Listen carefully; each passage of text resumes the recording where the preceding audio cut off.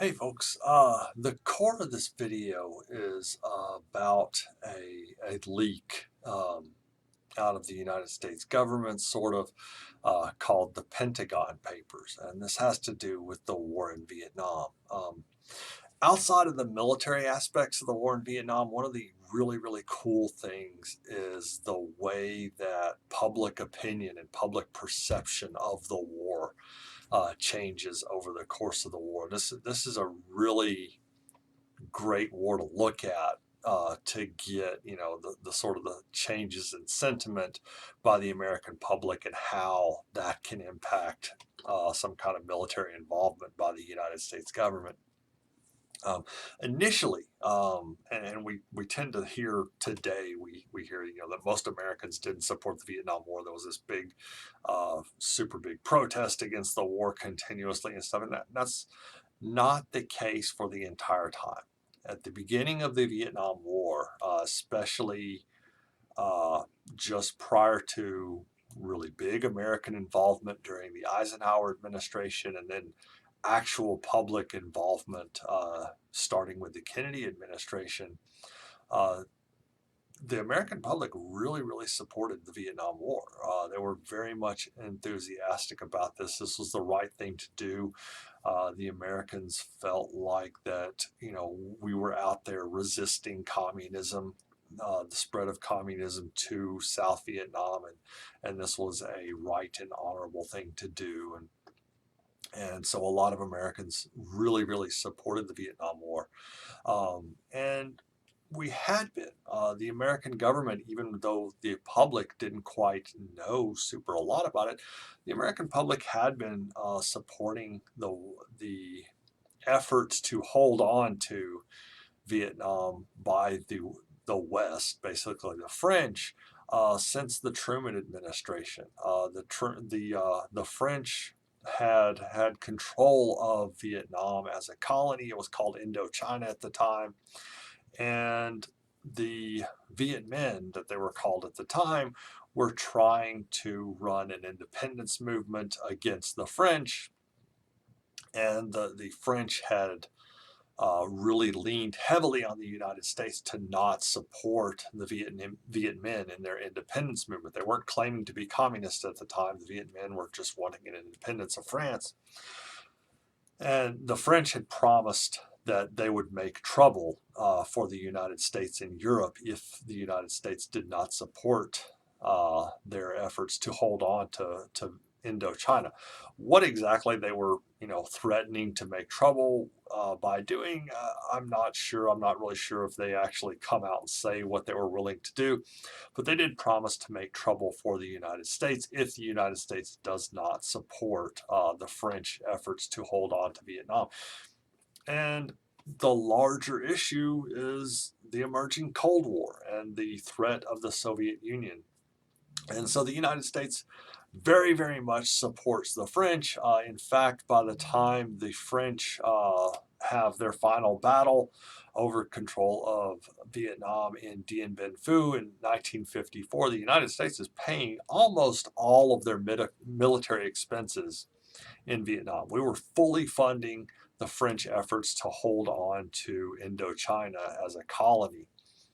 After the Battle of Dien Bien Phu in 54, the United States starts quietly, they're not going to be super public about this, but the United States military and the government starts quietly to start taking control of the effort to resist the efforts now by the North Vietnamese. They're because the United States hadn't supported them, they turned to the Soviet Union for support. If you're not going to help me in my independence movement, I'm going to have to go somewhere else. And they turned to the Soviet Union. So there's a kind of an interesting and neat historical debate among historians today whether or not the leader of North Vietnam, Ho Chi Minh, whether he was actually more of a communist or more of a nationalist. Whether was he actually leaning toward the Soviet Union and thinking that way, or was he just kind of, being pragmatic and, hey, the Soviets are willing to help me because they don't like the United States. I want something out of it. I want independence for my country. And so there's a big debate over whether or not Ho Chi Minh was a communist or a nationalist. I personally, I kind of think he's a mix of the two, but he's probably more of a nationalist. He was probably willing to do whatever he needed to do to achieve his ends. Um, but anyway, after the French lose at Dien Bien Phu, they really, really took a beating there. That's an interesting battle. If you're interested, go and look up some documentaries on it. But after that, the United States takes control of South Vietnam. Ho Chi Minh has declared his allegiance to the Soviet Union, to the communists. We cannot allow for communists to expand. And so the United States is going to support the South Vietnamese government to try to resist that. And again, the American public at this point, this is probably at the very, very start of the Kennedy administration, the American public is told that, hey, we're going to do the right thing. We're going to help these people to maintain their freedom. And the American public very, very much supports the war. And the American public is also told, and this seems logical, Vietnam's a small country, North Vietnam has a small army, the United States should be able to knock this out very quickly. The American public is told that, hey, the Vietnam War is not a big thing. It's estimates by a General William Westmoreland claim that the war is going to be over in 12 to 18 months. It's not going to be a big thing. It's going to be a blip on the radar. We'll be done. We'll be back home for Christmas. And it doesn't go that way. The North Vietnamese don't have a super tremendous army, but they're willing to take absolute casualties, and that's fine with it. They're not really seeing this as a short term. Hey, we're taking tremendous losses. We got to stop. They're in this for the long haul. Ho Chi Minh said that you can kill for every one of my, or every one person that I kill of yours, you can kill 10 of mine and I'll still win. That's butchered paraphrasing, but he did say that, and he was correct. He was willing to take tremendous losses. And so, but for the first several years, first 5 or 6 years, the American public still very, very much supports this. That changes at the really the early years of the first Nixon administration, his first 4 years. A guy named Daniel Ellsberg.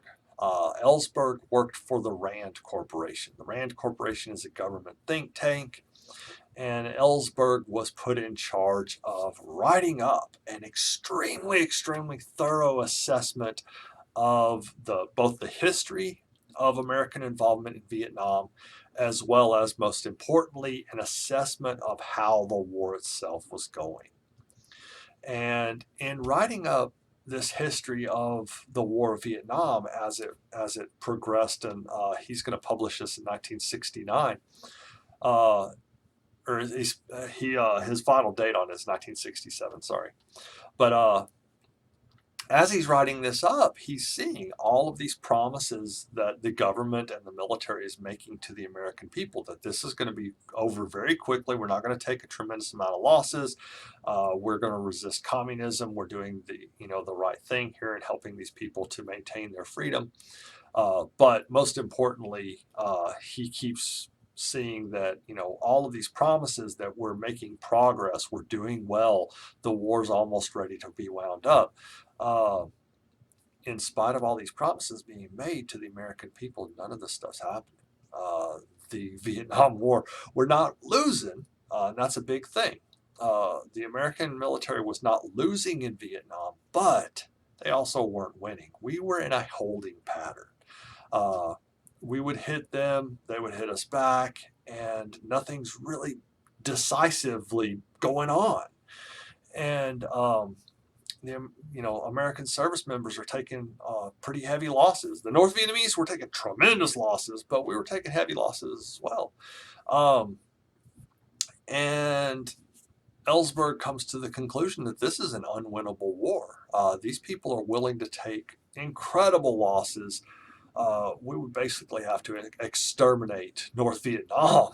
He doesn't say that overtly, and I don't think he ever really kind of pushes to that far, but he does declare that this is absolutely unwinnable. We're just stuck, and we'll just be there for years and years and possibly decades if we don't change course. And Ellsberg, even though he's not supposed to, this is a top secret government report.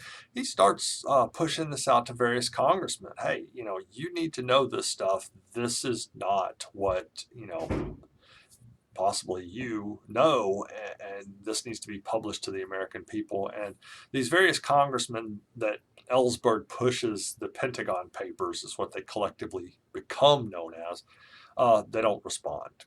And so, well, that's not working. And so Ellsberg decides that since the government's not going to acknowledge that this isn't working, we need to do something different.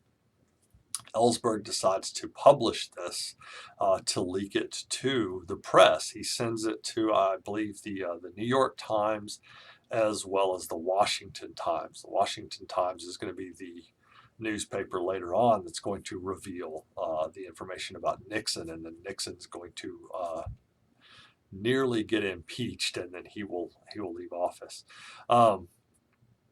So this gets published, sections of the Pentagon Papers, because it's a beefy report. Sections of the Pentagon Papers get published through the Washington Times, and it reveals to the American public that, hey, I know that you think that we're winning this war, we're actually making progress, but we're not. And the government's just kind of, saying that we are, just trying to sort of maintain support for this thing. And with the publication of the Pentagon Papers, as well as some other stuff, you've got Kent State and some other things going on as well. But the Pentagon Papers really, really pushes the American public to stop supporting the Vietnam War, because a couple of things happen. One, we find out we've been lied to. The American public finds out that they're being lied to by the United States government that's claiming that we are winning this war. And we don't nobody likes to be lied to and misled. The second big thing, though, is it comes out that we're fighting basically an unwinnable war. We are continually losing American servicemen. We're losing American lives.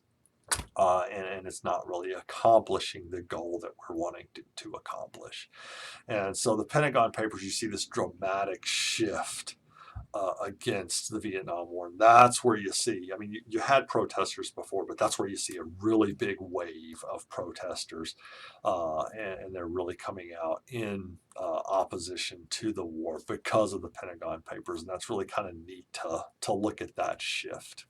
So we will talk to you later. Thanks.